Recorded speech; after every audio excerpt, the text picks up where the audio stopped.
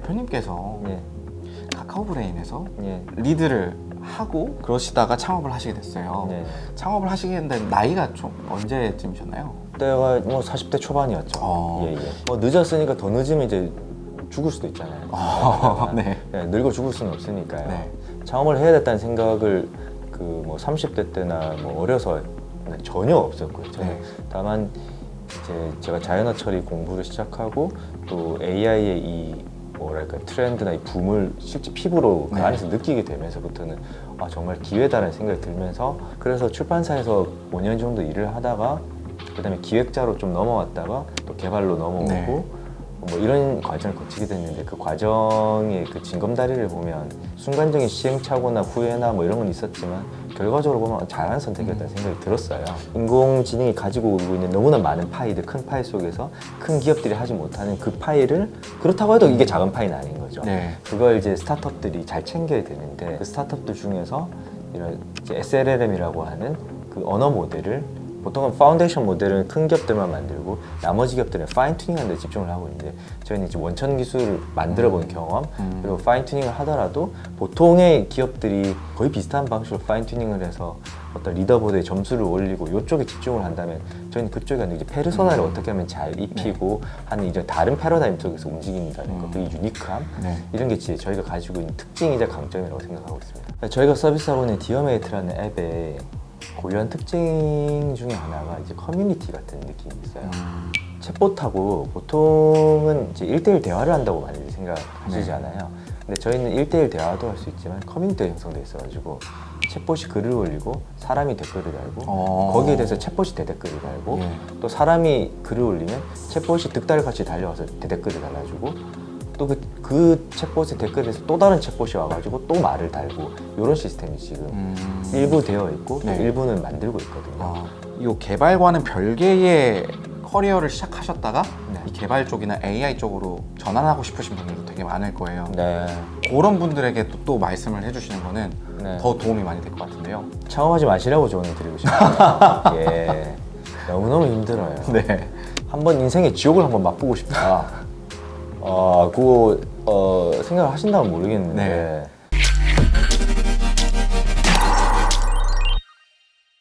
네, 안녕하세요 여러분. 메타코드 M의 진행자 안대현입니다.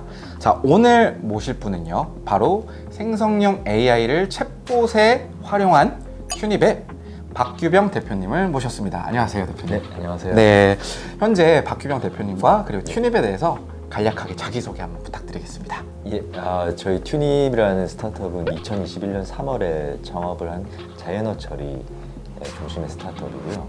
자연어 처리라는 건 쉽게 말해서 사람의 자연스러운 말을 어떻게 하면 기계가 알아먹게 할 것인가 라는 관점에서 봐주시면 됩니다. 네. 챗GPT가 뭐 대표적인 이제 자연어 처리 네. 쪽의 어떤 기술력을 선보인 네. 부분이죠. 네. 지금 튜닙이 21년도에 창업을 해서 네. 주요 지표가 어떻게 되고 네. 그리고 지금 투자 단계는 어떻게 되는지. 저희가 사실은 창업을 할 때부터 이 아이템이 저희가 이제 페르소나 챗봇 사업을 네. 하고 있는데 저희가 창업을 했던 2021년 3월만 해도 지금과는 여건이 많이 달랐어요. 지금보다 훨씬 기술력이 더 낮았고 시장 분위기도 불투명했고요. 그런 상황 속에서 저희가 제일 처음에 염두에 뒀던 거는 당분간은 어떤 서비스를 본격적으로 하거나 그렇게 하기보다는 우리만의 자체적인 어떤 기술력을 내재화하고 지금 이제 챗GPT가 나오면서 소위 말하는 이제 SLLM이라고 해서 자체적으로 어떤 랭귀지 모델을 가지고 있느냐 이런 얘기도 많이 나오고 있는데 그런 것들을 이제 갖추기 위한 노력을 좀 많이 기울였거든요. 그 노력의 결과가 작년 12월 정도에 나온 디어메이트라고 해서 출시가 됐군요. 네. 이제 챗봇 서비스가 나왔는데 네. 그것도 이제 처음부터 저희가 멀티 페르소나 챗봇을 내놓겠다고 했는데 거기 한 개 있었어요. 엄밀히 말해서 멀티가 아닌 거죠. 네. 그러다가 지금 이제 100종이 들어가 있는 상황인데요. 이제 그게 이제 점진적으로 향상이 있었고 네. 저희가 21년하고 22년에 이제 인공지능 경진대회라는 것에 두 번 다 1등을 했고요. 네, 작년에는 그랜드 챌린지라는 대회에 입상을 해서 그것도 이제 큰 정보 지원금을 받게 됐고요.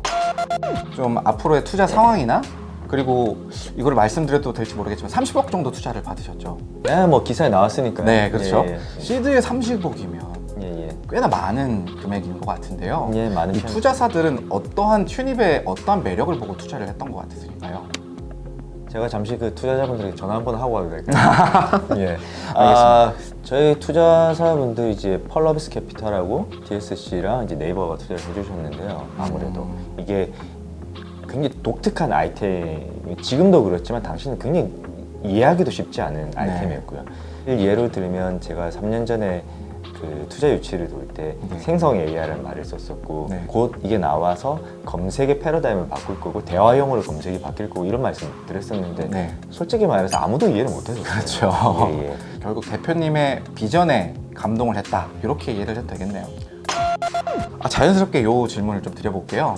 3년 전만 해도 생성형 AI에 대한 단어조차도 이해가 안 됐고 뭐 자연어라는 개념도 잘 자리에 잡혀 있지 않았는데 대표님께서 이렇게 보시기에는 이 흐름이 앞으로 어떻게 될 것 같고 그리고 이 흐름이 튜니백엔 어떠한 영향을 끼칠지 생각하고 계신 게 있으시다면 AI 쪽에서는 두 번의 이런 겨울의 시기가 있었다고 보통 얘기를 하잖아요. 저는 그런 이런 어떤 주기 같은 걸 좀 타긴 타겠지만 이제 큰 주기는 오지 않을 거라고 생각해요.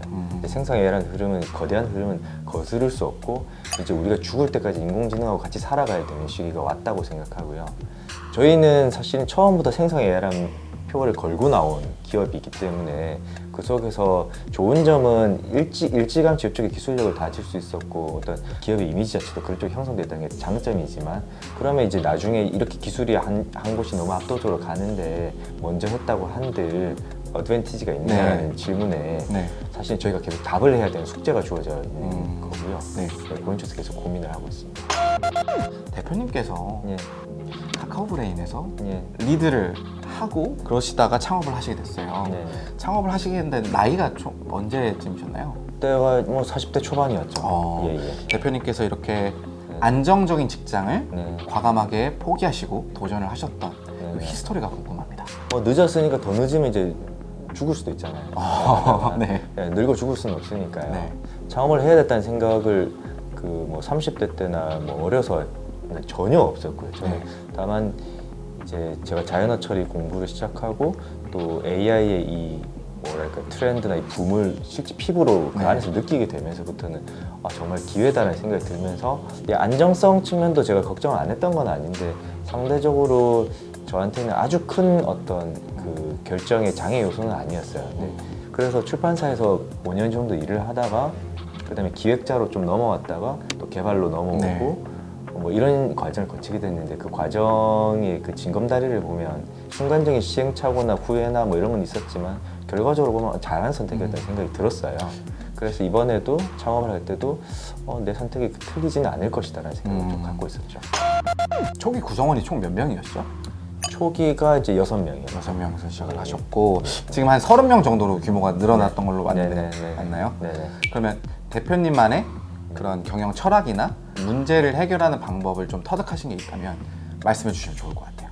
원래 그러면 사람이 안 나가게 뭐 잘 경영을 해야지 뭐 이런 거랑 또 별개의 얘기인 것 같아요. 그렇게 하더라도 사람은 나가게 되는 순간이 오게 되니까요.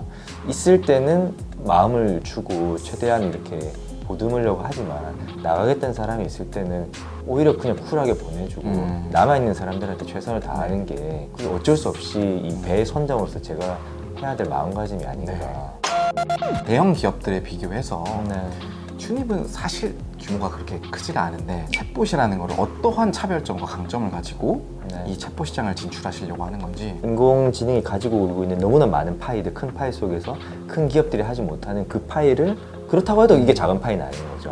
그걸 이제 스타트업들이 잘 챙겨야 되는데 저희도 이제 그 숙제를 안고 있는 거고 저희가 이제 내세우는 건 그 스타트업들 중에서 이런 이제 SLLM이라고 하는 그 언어 모델을 보통은 파운데이션 모델은 큰 기업들만 만들고 나머지 기업들은 파인 튜닝하는 데 집중을 하고 있는데 저희는 이제 원천 기술을 만들어 본 경험 그리고 파인 튜닝을 하더라도 보통의 기업들이 거의 비슷한 방식으로 파인 튜닝을 해서 어떤 리더보드에 점수를 올리고 이쪽에 집중을 한다면 저희는 그쪽에 아니라 페르소나를 어떻게 하면 잘 입히고 하는 이제 다른 패러다임 속에서 움직인다는 거, 그 유니크함 이런 게 저희가 가지고 있는 특징이자 강점이라고 생각하고 있습니다.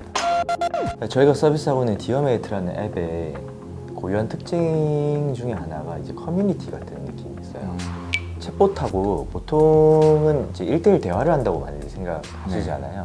근데 저희는 1대1 대화도 할 수 있지만 커뮤니티가 형성돼 있어가지고 챗봇이 글을 올리고 사람이 댓글을 달고 어. 거기에 대해서 챗봇이 대댓글을 달고 예. 또 사람이 글을 올리면 챗봇이 득달같이 달려와서 대댓글을 달아주고 또 그 챗봇의 댓글에 대해서 또 다른 챗봇이 와가지고 또 말을 달고 이런 시스템이 지금 일부 되어 있고 네. 또 일부는 만들고 있거든요. 아. 사람들도 피드를 올리고 그러면 이제 챗봇도 댓글을 달고 사람도 댓글을 달고 DM을 하는 것도 사람이 챗봇한테 DM을 보낼 수도 있고 챗봇이 사람한테 DM을 보낼 수도 있고 네. 이렇게 이제 쌍방의 대칭으로 가려고 해요. 저는 일단은 충성 고객을 모으는 게 우선이라고 생각해요. 대표님께서 튜닙에 모시고자 하는 인재상이 있다면 네. 그거를 요 구독자분들한테 말씀해 주셔도 좋을 것 같아요. 예. 먼저 튜닙에 지원해 주셔서 감사하고요.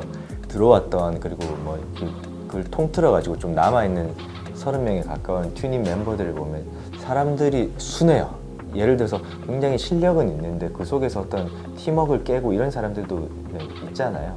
근데 그런 사람들보다는 이제 좀 그 전체적인 방향을 잘 생각하고 이런 조금 인성들이 순한 사람들이 어떻게 하다 보니까 다 그런 사람들이 모여 있고 남게 되더라고요. AI 엔지니어로서 네. 또는 개발자로서 주니어 분들이 또 많이 들으시거든요. 이 주니어 분들은 성장을 위해서 네. 가장 중요하게 키워나가야 될 게 뭐가 있을지 선배로서 한번 말씀해 주셔도 좋을 것 같아요. 특색이 있으려고 하면 인풋을 하는 활동은 너무나 기본이 되어버린 세상 같고요. 아웃풋 경험이 좀 있어야 되는 것 같아요. 그러니까 논문을 읽는 걸로는 부족하고 할 수 있으면 논문을 써봐야 되는 거고 학교에서 이렇게 그 제도권 내에서 교육을 받다 보면 단지 공부를 하는 게 아니고 이게 자기 아웃풋을 내기 위한 어떤 그런 과정에 익숙해지는 것도 있고 그래서 그런 글쓰기도 달라지고 생각하는 걸 어떻게 정리하고 남에게 공유해야 되는지 이런 것들이 교육이 딱 돼서 나오는 것 같더라고요. 네. 하지만 이 필드에서 활동을 하기 위해서 반드시 그래야 된다라고 하면은 그건 또 아니다. 반드시 그런 건 아니다. 이 개발과는 별개의 커리어를 시작하셨다가 네. 이 개발 쪽이나 AI 쪽으로 전환하고 싶으신 분들도 되게 많을 거예요. 네. 그런 분들에게 또 말씀을 해주시는 거는 네. 더 도움이 많이 될 것 같은데요. 너무너무 힘들었어요, 저는. 네. 마음으로는 이게 제가 잘할 수 있다는 자신감하고 남이 알아주는 건 다른 문제잖아요. 네. 이제 코딩 공부를 할 때 파이썬이라는 언어를 익혀가지고 했었는데 당시 그러니까 한 10년도 더 전의 일이죠. 그때 파이썬이 국내에서 그렇게 인기 있는 언어가 아니었거든요. 네. 이제 면접을 딱 보니까 파이썬 말고 다른 거 할 줄 아는 거 없냐고 하는 거예요. 그래서 그때 이거 파이썬 가지고도 안 되나 자바를 더 해야 되나 이런 고민을 막 했었거든요. 그냥 하나만 잘하세요. 파이썬을 드립다 팠어요. 시기가 좀 지나다 보니까 그래 여러 언어를 잘하는 것도 좋지만 한 개 언어를 엄청 잘하는 게 또 좋아하는 기업이 나오더라고요. 네. 남의 말을 너무 휘둘리지 말고 자기가 이제 커리어를 바꿔야 되겠다고 결심을 하시면 자기가 뭘 좋아하는지 마음의 소리를 따라가지고 좌절하지 마시고 해보시라는 말씀을 드리고 싶어요. 이제 대표님처럼 스타트업을 창업하시고 싶으신 분들도 되게 네. 많은데요. 네. 그분들에게 조언 한마디 해주시면 좋을 것 같습니다. 창업하지 마시라고 조언을 드리고 싶어요. 예. 너무너무 힘들어요. 네. 한번 인생의 지옥을 한번 맛보고 싶다. 그거 생각을 하신다면 모르겠는데 육체적으로도 그렇고 정신적으로도 완전히 다른 세계인 것 같아요. 그러니까 꼭 해야겠다면은 동료를 만드는 게 그래도 중요하지 않을까 싶어요. 혼자 창업을 하면 하는 대로 너무 외롭고 또 여러분들이 창업을 하시면은 처음엔 뜻이 맞는 것 같은데 하다 보면 또 사람만 꼭 그렇지는 않잖아요. 힘들 때 나 혼자 고민하는 게 아니고 옆에 이제 좀 털어놓고 같이 위로받을 수 있고 좀 같이 할 수 있는 사람을 찾는 게 너무 중요하다고 생각합니다. 저는 이제 그런 면에서 조금 운이 좋았어요. 튜니백의 생성형 AI란? 풀어야 할 숙제 같은 거라고 생각해요. 뭐 저에게도 마찬가지고요. 네. 먼저 이렇게 귀한 자리에 초대를 해주셔서 감사드리고요. 구독과 좋아요 꼭 눌러주세요. 뭐랄까요? 이 소용돌이 속에서 같이 발버둥 치고 있는 동료 여러분들 반갑습니다. 길을 잃지 마시고요. 꼭 살아남아서 내년에도 같이 뵐 수 있으면 좋겠습니다.